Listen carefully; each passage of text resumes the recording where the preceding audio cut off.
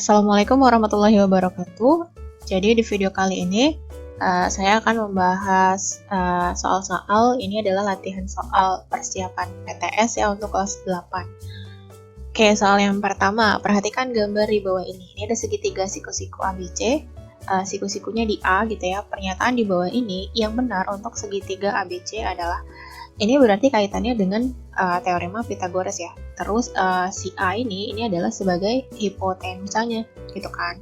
Berarti pasti nanti rumusnya jadi A kuadrat sama dengan gitu B kuadrat ditambah C kuadrat. Oke, disesuaikan berarti yang sesuai itu pilihan yang mana? Yang C ya. Jadi di sini C kuadrat ditambah B kuadrat sama dengan A kuadrat. Oke. Lanjut yang nomor 2. Soal nomor 2 berikut ini adalah ukuran sisi-sisi pada sebuah segitiga. Ada 4 ya ukurannya yang merupakan segitiga siku-siku adalah kayak yang mana?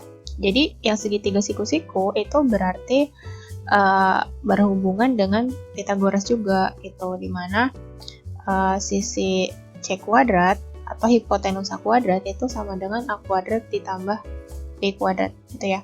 Pokoknya kuadrat sisi terpanjang itu harus sama dengan jumlah kuadrat sisi yang lain. Nah, untuk yang pertama, itu kan yang terpanjangnya adalah 5 ya. Jadi kita cek ini 5 kuadrat, itu hasilnya adalah 25. Nah, cek sisi yang lain nih, 3 dan 4. Berarti 3 kuadrat ditambah 4 kuadrat gitu. Nanti hasilnya sama nggak? Kalau sama berarti segitiganya siku-siku. Nah, 3 kuadrat itu 9, 4 kuadrat itu 16. 9 ditambah 16 itu 25. Nah, karena hasilnya sama nih, kuadrat sisi terpanjang itu sama dengan jumlah kuadrat sisi yang lain, berarti nomor 1 ini itu adalah segitiga siku-siku. Oke, terus kita cek yang lain juga.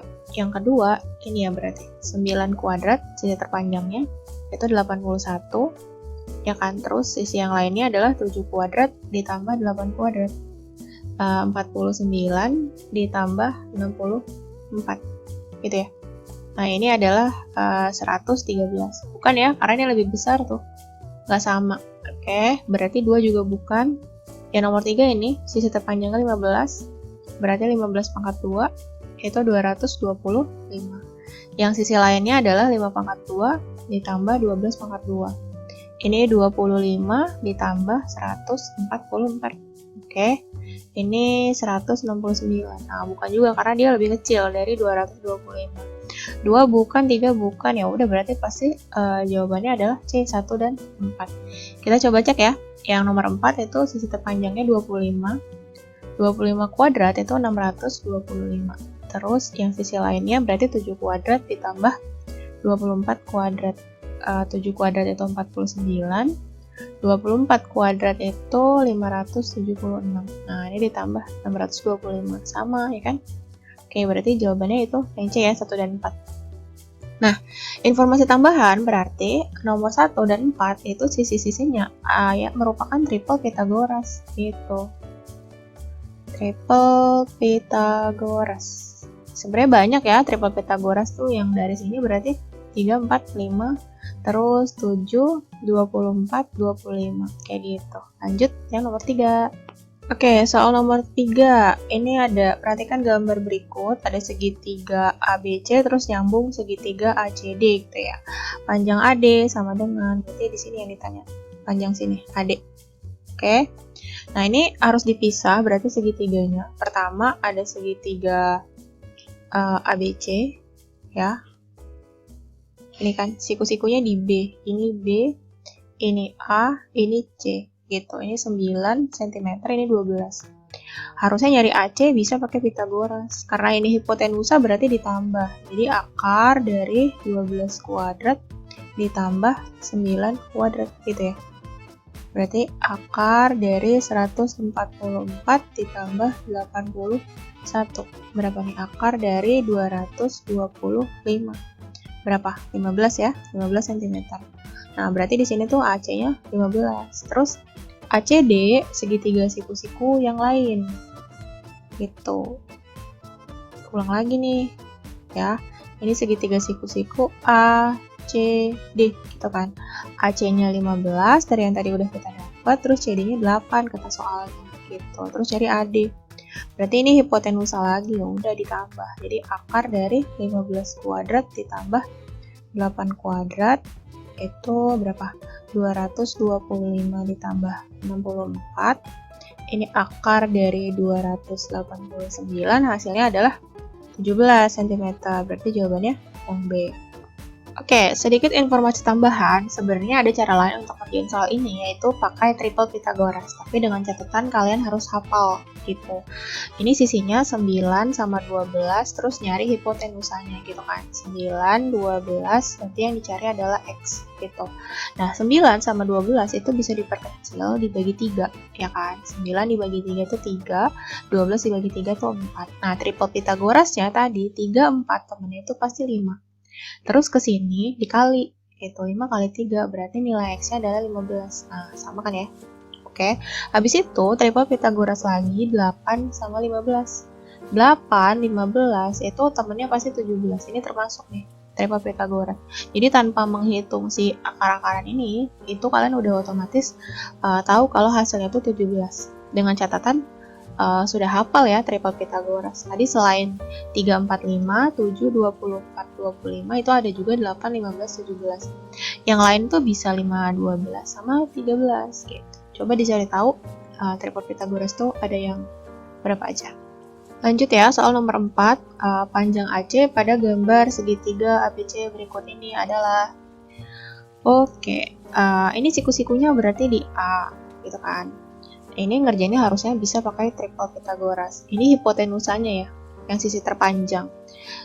Ini yang ditanya sisi tegaknya. Berarti nanti ini 21, 35, ini nggak tahu berapa gitu kan. Karena dia terpanjang di sisi 35 nih. Mereka berdua bisa diperkecil dibagi 7 ya kan. 21 dibagi 7 itu 3. 35 dibagi 7 tuh 5 ya. Oke, 3, 5 temennya pasti 4. Nah, si 4 ini sama 7 dikali 28. Nah, pasti si panjang AC-nya adalah 28. Kayak gitu. Enaknya pakai triple Pythagoras. Atau bisa juga ya udah pakai rumusnya boleh deh. Karena AC itu sisi tegak ya, berarti AC kuadrat sama dengan enggak AC kuadrat, langsung aja. AC sama dengan akar dari gitu ya, 35 kuadrat dikurang 21 kuadrat. Berarti ini sama dengan akar dari 35 kuadrat itu 1225 dikurang 21 kuadrat itu 441. Ini sama dengan akar dari berapa? Kurang 784 ya. Nah, ini akar dari 784 itu adalah 28. Oke, jadi jawabannya yang B. Soal nomor 5, perhatikan gambar berikut. Segitiga KLM, terus di sini sudutnya 45 derajat, berarti di sini juga pasti sama ya, 45 derajat, itu kan. Terus di sini 8 cm katanya. Karena sudutnya sama, berarti panjang sini sama sini sama. Ini juga 8 cm. Gitu. Terus yang ditanya adalah panjang KM. Ini kan sebenarnya pakai perbandingan ya. Perbandingannya itu kalau sudutnya 45, di sini perbandingannya 1, di sini juga 1 karena sama 1, terus di depannya siku-siku itu akar 2 gitu kan. Nah, cara menghitungnya gimana? Si 8 cm ke perbandingannya sendiri itu dibagi. Berarti nanti nyarinya kan KM nih. KM sama dengan, karena yang diketahui 8 cm berarti 8 bagi 1 gitu.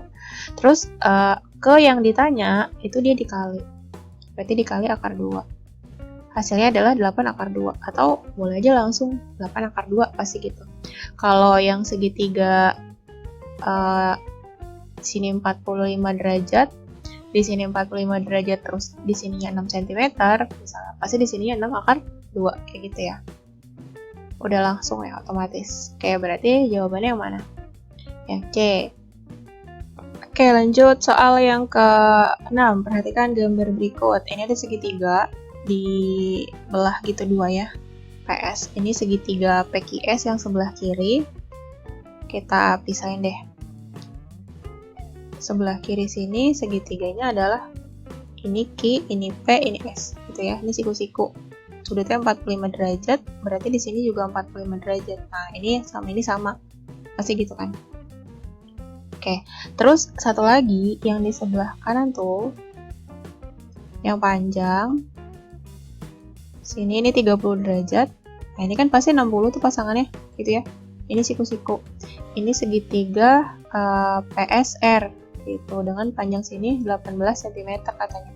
Nah ini kan ada perbandingannya juga, kalau dari yang sebelah sini, di depan sudut 30 derajat, itu dia 1, gitu ya, di depan siku-siku itu 2, oke, terus di depan 60 derajat itu dia akan 3, gitu ya. Habis itu kalau yang ini sih 1 kayak tadi 1, terus di sini akar 2, oke. Nah terus yang ditanya adalah berapa panjang PQ. PQ itu berarti yang di sini. Nah tapi kita berangkatnya dari sini nih, karena ini yang diketahui. Kita berangkatnya dari sebelah kanan. Untuk nyari PQ, nyari ini, kita butuh si PS. Itu PS-nya berapa? Nah, jadi dari segitiga yang sebelah kanan ini, kita cari PS-nya. Itu. 18 ke perbandingannya sendiri dibagi 2. Terus mau nyari PS, habis itu berarti dibagi 1. Jadi gini, PS sama dengan 18 per 2 kali 1. Gitu. 18 bagi 2, 9 cm. Nah, berarti tuh di sini 9, di sini 9. Oh ya udah, berarti PQ gimana tadi? Bisa langsung 9 akar 2 cm. Yang A. Nomor 7, bagian yang diarsir pada gambar berikut. Ini tembereng ya. Nomor 8, unsur-unsur di bawah ini yang merupakan unsur lingkaran. Jari-jari tali busur juring diagonal bukan, bidang diagonal bukan, juring tembereng apotema jari-jari. Oke, C ya. Terus nomor 9, ini. Perhatikan gambar berikut, garis BC, BC-nya lurus nih, tandanya ya, tandanya lurus. Pada gambar disebut, berarti BC tapi lurus. Kan ada BC juga yang melengkung. BC yang lurus ini namanya tali busur.